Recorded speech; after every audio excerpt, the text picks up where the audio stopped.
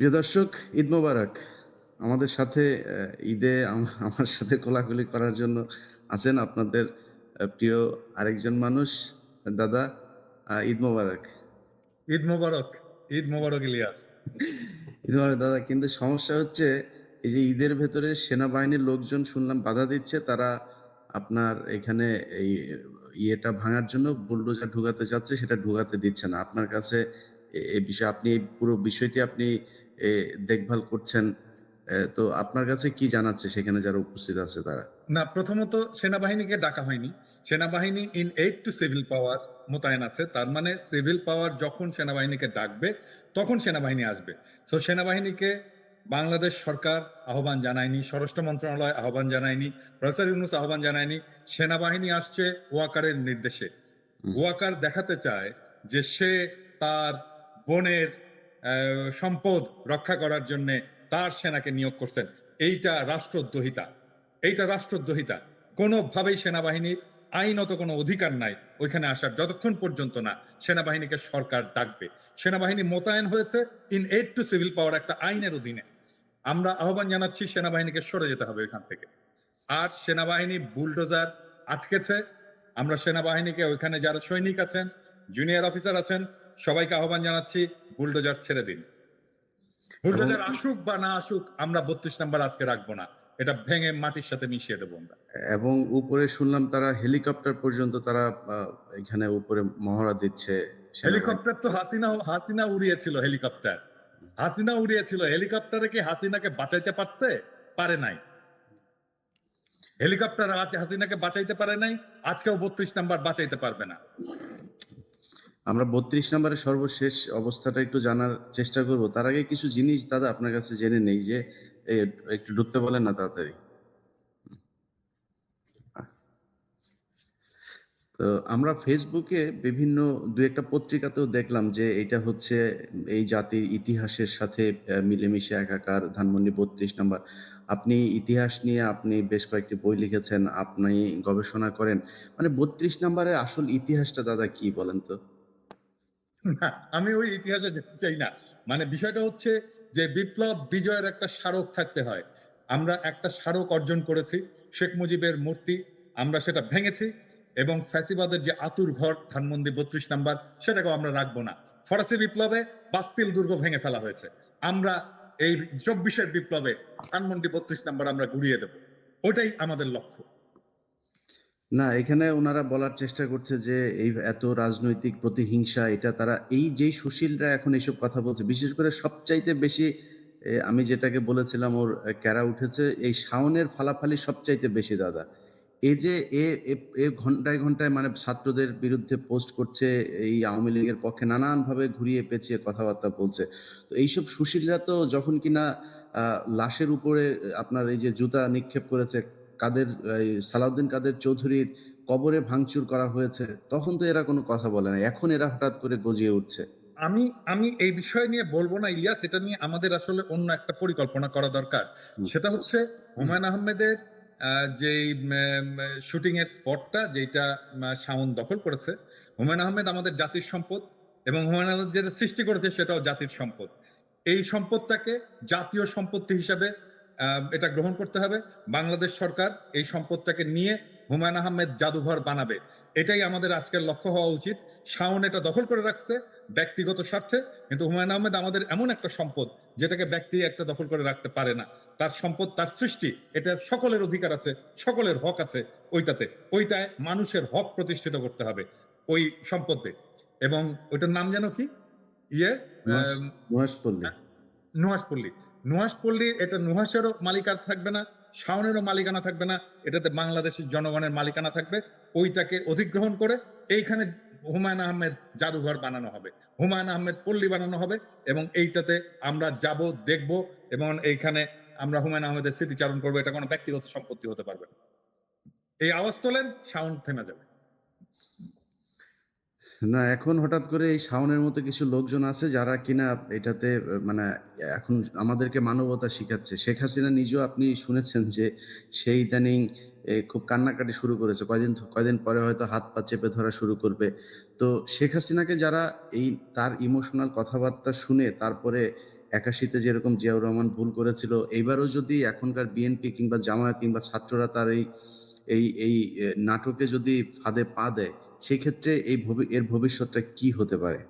ইলিয়াস, এই নাটকে যে কাজ হবে না সেটা তো আজকে 6 মাস পরে আজকে বোঝা যাচ্ছে যে ছাত্র জনতার চেতনা কোথায়। কয়েক ঘন্টার আওয়াজে গোটা বাংলাদেশ আবার এক হয়ে গেছে। হাজার হাজার লোক আজকে ধানমন্ডি 32 নাম্বার গুড়িয়ে দেওয়ার জন্য। বুলডোজার আসেনি, তাতে কি হয়েছে? হাতুড়ি শাবল টাবল নিয়ে যে যা আছে সেটা দিয়ে ভাঙার চেষ্টা করতেছে। এবং এবং এইটা আজকের ঘটনাটা খুবই জরুরি ছিল এটা বোঝানোর জন্য যে বিপ্লবের আগুন এখনো নিভে যায়নি, শহীদের রক্ত শুকায়নি, এবং আমরা বিপ্লবের লক্ষ্য অর্জন করবই। শেখ হাসিনা কেন, আওয়ামী লীগ কেন, আওয়ামী ন্যারেটিভের কোন হিস্ট্রি বাংলাদেশে ফিরবে না। আমরা ইতিহাসের সাথে আমরা ইতিহাসকে মুছে দিচ্ছি না, আমরা নতুন ইতিহাস রচনা করছি। ধানমন্ডি 32 নাম্বার নিশ্চিহ্ন করে নতুন ইতিহাস রচিত হবে। না, সেটাই আমাদের যেই বিষয়গুলো নিয়ে এখন সাবধান হওয়া দরকার, যে আওয়ামী লীগ এখন কখনো বিএনপির ঘাড়ে চড়ে বসার চেষ্টা করছে, কখনো জামায়াতের। সবশেষ আজকে যে বক্তব্যটা তার দেওয়ার কথা যে ছাত্রদের উদ্দেশ্য করে। তো শেখ হাসিনা কি বলবে? সে একই কথা বলবে যে, "আমার সব হারিয়েছি, আমার বাড়িঘরও শেষ হয়ে গিয়েছে, আমাকে দেশ থেকে বের করে দেওয়া হয়েছে। আমি ছাত্রদের বাঁচাতে চেয়েছিলাম। ইউনূস সরকার হচ্ছে এখানে বিদেশি গোয়েন্দা সংস্থারা মিলে এগুলো করেছে।" তো এই কথাগুলোই তো বলবে, এবং এই কথাগুলো বলে আমাদের তো বাঙালি, এটাও সত্যি কথা আপনি যেটা বললেন যে সবাই এক হয়েছে, সবার ভেতরে এই জিনিসগুলো আছে, কিন্তু এটাও কিন্তু সত্য, আমরা খুব দ্রুত আমাদের ইতিহাস ভুলে যাই। এবং সেই ভুলে যাওয়ার মধ্য দিয়ে যদি শেখ হাসিনাকে কোনোভাবে আমরা আবার বিশ্বাস করি, সে বিশ্বাস করার যে ফলাফল সেটা জিয়াউর রহমান একবার আ দেখেছেন, এবং আমার মনে হয় সামনে জাতি যদি কখনো এই ভুল করে সেটা দেখবেন। তো আমাদের না ইলিয়াস, এ ব্যাপারে আমি একটা কথা বলি যে এই যে ধরো আম, কিছুদিন আগে থেকে রাজনৈতিক দলগুলো ভারত প্রশ্নে, আওয়ামী লীগ প্রশ্নে যে একটা নরম অবস্থান নিয়েছিল, থ্যাঙ্কস টু ইউ, তোমার অ্যাক্টিভিজম এবং আমাদের সম্মিলিত অ্যাক্টিভিজমের ফলে রাজনৈতিক দলগুলো তাদের পজিশন চেঞ্জ করছে। এবং আজকে আমি বিএনপি সালাউদ্দিন সাহেবের একটা স্টেটমেন্ট দেখলাম ফেস দ্য পিপুলে। এখানে উনি বলছেন যে আওয়ামী লীগকে রাজনীতি করতে দেওয়া যাবে না, নিষিদ্ধ করতে হবে। এটা সালাউদ্দিন সাহেব নিজে বলেছেন ফেস দ্য পিপুলে। দেখেছো তুমি এটা? দেখিনি। আচ্ছা, এটা দেখো। দ্যাট মিন বিএনপি আমাদের যেই অবস্থান, যেই ন্যারেটিভ, তার পথে আসছেন, সেই জায়গায় আসছেন, এবং আমরা তাদেরকে স্বাগত স্বাগত জানাই। এবং এভাবেই আসলে কাজটা চালাতে হবে। এবং এই যে আমরা অ্যাক্টিভিজমটা চালিয়ে যেতে পেরেছি আওয়ামী প্রশ্নে এবং ভারত প্রশ্নে, সেটার ফল দিচ্ছে রাজনৈতিক দলগুলো। আমাদের জনগণের, আমরা বলবো এটা তো আর আমি আর তুমি না, এটা জনগণ, আমরা তো জনগণের কথাই বলি, তাই না? জনগণ যেটা বলে সেটাকেই আমরা ট্রান্সফর্ম করে বলি। জনগণের আকাঙ্ক্ষার পাশে এসে বিএনপি দাঁড়াচ্ছে। আমি বিএনপিকে স্বাগত জানাই এবং সালাউদ্দিন সাহেবকে আমি ধন্যবাদ জানাই উনি যে স্টেটমেন্টটা দিয়েছেন। না, এই দেশে ধরেন মানে মানুষ তো নির্বাচনের ভোটের রাজনীতিই তো করে। যদি ভোটের রাজনীতি হিসাব করা হয়, এই দেশের শতভাগ মানুষ এই প্রশ্নে সবাই এক। সাধারণ মানুষ হয়তো বিক্রি হয়ে গিয়েছে। আপনি যেটা বললেন যে আমি, আপনি, আমরা হয়তো খুবই নগণ্য কয়েকজন মানুষ। আমরা আসলে কোন দলেরও না, কোন সুবিধাভোগীও না। আমাদের কোন মূল্যও নাই। আমাদের একটা কথা বললে রাখতেও চায় না। তারপরে আমরাই কিন্তু শেষ পর্যন্ত আমাদের ওই ৫ই আগস্টের আগের যে বিপ্লবের যেই চেতনা সেটাকে ধরে রেখেছিলাম। এমনকি ছাত্রদের ভেতরেও অনেকে গা ভাসিয়ে দেওয়ার চেষ্টা করেছে। তো এই যে এই রাজনৈতিক দলগুলো যে আপনার এই প্রশ্নে তারা কিছুটা শিথিল হলো, তারা তো এই জায়গাটায় থাকলে আপনার বা আমার ভিডিও মানুষ কেন দেখে? আমরা আজকে যদি যেই কথাগুলো এখন বলছি তার বিপরীত ধরনের কথা যদি বলি, কালকে জনগণ আমাদেরকে গালাগাল করবে, আমাদের ভিডিও দেখবে না, কেউ আমাদেরকে দেখবেন, পছন্দ কেউ করবে। দেখবেন, সো আমাদের কেউ আমাদের চেহারা ভিডিও দেখে দেখবেন আসলে কেউ এখানে কথা ভুলেই যাবে আমরা কেউ ছিলাম, ভুলেই রাইট। যাবে। রাইট। তো বিএনপি এবং জামায়াতের সমস্যাটা কোথায়? তাদের ভোটের রাজনীতি, মানুষের সমর্থনই যদি তাদের দরকার হয়, ওই প্রশ্নে তো বাংলাদেশের জনগণ এক, যে এই দেশে শেখ হাসিনার অস্তিত্ব থাকবে না। শেখ পরিবারের কোনো অস্তিত্ব এই দেশে থাকবে না। ভারতের কোনো আগ্রাসন এই দেশের মানুষ মেনে নেবে না। সো এই ২ টা প্রশ্নে এক হওয়াটা আমার মনে হয়, এক হলে আমাদের সাথেও যেই দ্বন্দ্বগুলো এখন। আমার তো আরো দুইটা পয়েন্ট আছে। আমি জানি না, তোমার সাথে তো আমি এটা শেয়ার করছি। বাংলাদেশে একটা সাম্যের সমাজ চাই, বাংলাদেশে একটা ইনসাফের রাষ্ট্র চাই। আমার 4টা সিম্পল জিনিস।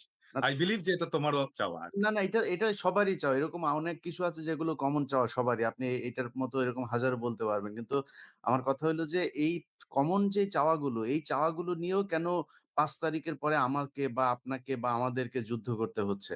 এই জায়গাগুলোতে আমার মনে হয় বিএনপি আপনি যেটা বললেন আজকে যদি এই বক্তব্য দিয়ে থাকে অবশ্যই তাদেরকে সাধুবাদ জানাই এবং আমার বিশ্বাস যে জামায়াত ইসলামীও এই একই ধরনের বক্তব্যে অনড় থাকবে শেষ পর্যন্ত। তো আমি চেষ্টা করছিলাম দাদা ৩২ নাম্বার থেকে কয়েকজনকে লাইভে নিয়ে আসা। কিন্তু সমস্যা হলো এখানে নেটওয়ার্কের খুব সমস্যা হচ্ছে। টেলিভিশন গুলোও দেখলাম যে লাইভ করতে পারছে না। ওইখানে বাফারিং হচ্ছে বারবার। তো ক্যামেরা বসিয়েছে নাকি আবার কেউ? হইতে পারে। হইতেই পারে। এটা সেনাবাহিনীকে দিয়ে সবই সম্ভব। কারণ সেনাবাহিনী এই যে গোয়েন্দা সংস্থার যে চাল তারা চেলে যাচ্ছে নানানভাবে সরকারকে একটা বেকায়দায় ফেলার জন্য। তো আরেকটা জিনিস দেখো, মানে যখন ওয়াকারের দূরভিসন্ধি নিয়ে আমরা বলা শুরু করলাম, সেই সময় সবাই এসে আমাদের উপরে চাপ দিল না? এমন ভাব যে ওয়াকার বিপ্লবের নেতা, নতুন জাতির পিতা। মনে আছে? হুম, হুম। এখন এই যে আজকে নেত্র নিউজ একটা নিউজ করছে যে এই সেনাবাহিনীর চাপে প্রফেসর ইউনূস আয়নাঘর ভিজিট করতে পারলো না। তো এই তখন যদি আমাদের পিছনে না লেগে সবাই মিলে আওয়াজটা তুলতাম, তাহলে তো আজকে এই অবস্থাটা হয় না। না সেটাই। আমরা তো চেয়েছিলাম সবাই এক হয়েই থাকতে। তো এই যে ধরেন আপনি বইমেলার অবস্থাটাই দেখেন, বইমেলাতে করল। আচ্ছা আমি মনে হয় অডিওতে হ্যালো? আসসালামু আলাইকুম। সালাম। জি, সাজিদ আপনাকে সবাই শুনছে, হ্যাঁ? আমার মনে হয় আমরা ভিডিওতে যেহেতু আপনি কানেক্ট হতে পারছেন না, আমরা একটু ফোনেই বলি। আপনি কি অবস্থা ওইখানকার সব শেষ পরিস্থিতিটা একটু বলেন। জি, জি। ইলিয়াস ভাইয়া, আমরা এখানে প্রায় ৫০,০০০ উপরে মানুষ আছে। কিন্তু আমরা এখনো পর্যন্ত বুলডোজার ম্যানেজ করতে পারিনি। যার কারণে আমরা বাড়িটা ভাঙতে পারছি না। এই সাজিদ, বুলডোজার কলা বাগানে আমি তো বুলডোজার পাঠাইছি রে ভাই। আপনারা বুলডোজার যান না, একটু সামনে যান। আপনারা একটু যান না, ৫-১০ হাজার লোক যান, বুলডোজারটা ওই নিয়ে যে আসেন। ওই যে মিরপুর রোডের ওইখানে দেখেন সেনাবাহিনী-টেনাবাহিনী থাকলে এদেরকে বুলডোজারের উপর দিয়ে চলে আসবেন। বুলডোজার আমরা হ্যাঁ, একটু আমি বলি। আমরা একটা বুলডোজার ম্যানেজ করেছিলাম। সেটা ঢাকা ইউনিভার্সিটি এই পাশ থেকে একটা ম্যানেজ করা হয়েছে। কিন্তু সেনাবাহিনী বুলডোজারটা আটকিয়ে দিয়েছে আরকি। তো সেনাবাহিনী তাহলে আটকালে আপনারা তো যান ওইখানে, কেন? আপনারা যান ওইখানে। শুনবেন কেন? সেনাবাহিনী কে? হ্যাঁ, আমি তো সেনাবাহিনী কে? আমরা তো ৩২ নম্বরে আছি। কিন্তু ওইদিকে যারা আছে তারা এখন ওইটা নিয়ে আসতে পারেনি আরকি। আচ্ছা আপনারা একটু প্রয়োজনে আগায় যান। আগান, নিজেরা আগায় আগান। যান। আপনারা একটু আগায় যান তাদেরকে নিয়ে আসেন। সেখানে সেনাবাহিনী-টেনাবাহিনী বাধা দিলে সেনাবাহিনীর এটার দায়িত্ব দেওয়া হয় না এই সরকারের পক্ষ থেকে যে তারা এটা আটকায় দিবে। আর আর এখানে কোনো উপদেষ্টারা আমাদেরকে কোনো সহযোগিতা করছে না। এই সিটি কর্পোরেশনে কিছু বুলেট আছে। আসিফ মাহমুদ চাইলে আমাদেরকে সহযোগিতা করতে পারতো। কিন্তু তিনি আমাদেরকে কোনো প্রকার ভাই সহযোগিতা উনাদের সব কাজ তো আর উনাদেরও তো অনেক কাজ আছে। ওরা তো আর সব কাজ আপনারা এখানে এসে করে দিবে না। এখন এই কাজটা আপনারা করেন। যেহেতু বুলডোজার আসছে এবং ভাই বুলডোজার আমরা জি ভাই। আচ্ছা এমনি মানে বুলডোজার জি ভাই? এমনিতে ৩২ নাম্বারের অবস্থা কি? এটা একটু বলেন। ওইখানে কি হচ্ছে? হ্যাঁ, ৩২ নম্বরে ২০টা বিল্ডিং এর মধ্যে আগুন চালিয়ে দিচ্ছে ছাত্র জনতা।